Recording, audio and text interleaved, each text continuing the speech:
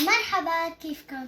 اليوم حطينا جنزبيل بالشاي الأخضر، شاي أخضر، ومعه حطينا نعناع. وهيدا لشو يعني بيشربوه؟ بعد الرياضة وبعد الأكل بنص ساعة وبعد الأكل بنص ساعة بيدوب الدهون، بيدوب الدهون بيقوي وبيقوي وللرشح. ولا تنسوا اللايك والشير والسبسكرايب، ولا تنسوا تضغطوا جرس التنبيه، ولا تنسوا كل شيء جديد. باي.